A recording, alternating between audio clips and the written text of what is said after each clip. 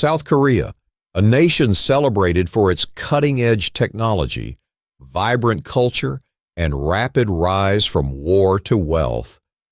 But in the late 1980s, the rural county of Hwaseong, a place of sprawling rice fields and tight-knit communities, became the stage for one of history's most baffling crime sprees.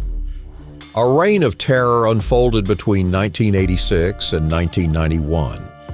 10 women and girls, aged 13 to 71, were brutally raped, tortured, and murdered in a series of crimes that paralyzed the nation.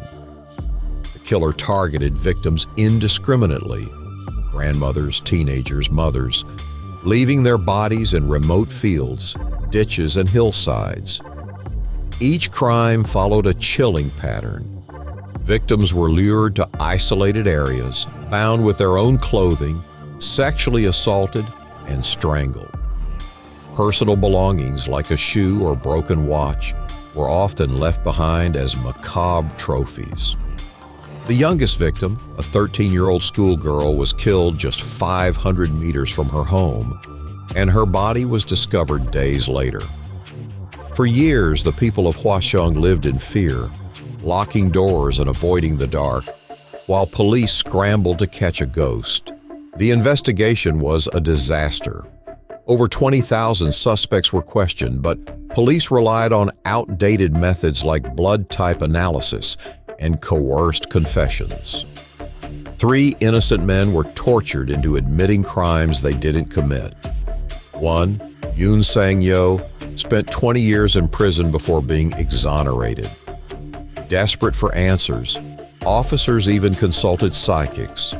Meanwhile, the real killer, Lee Chun-Jae, lived just miles from the crime scenes, blending into the community.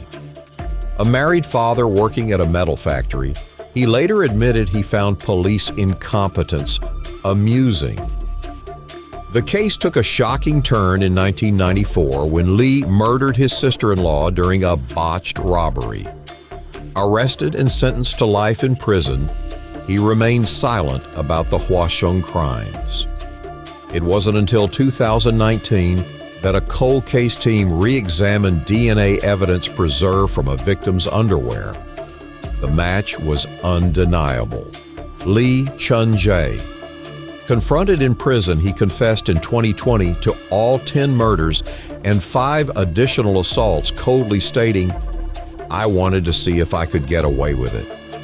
He showed no remorse, refusing to apologize to victims' families or explain his motives. The fallout was profound. Lee's confession exposed decades of police corruption and incompetence.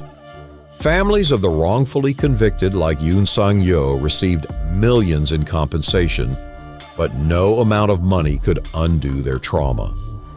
The case forced South Korea to confront systemic failures. The Hwaseong murders also left an indelible mark on culture. Bong Joon-ho's film Memories of Murder, 2003, immortalized the case, its haunting finale mirroring real-life frustrations as detectives stare into a tunnel, forever searching for answers. For 33 years, Lee Chun-Jae believed he'd outsmarted justice. But in the end, it was science and the unyielding pursuit of truth that buried his secrets in the very fields he used as hunting grounds. This story isn't just about a killer. It's about a community's trauma, a nation's shame, and the enduring hope that light can pierce even the darkest shadows. As Hwaseong's rice fields sway in the wind, they whisper a promise. We remember.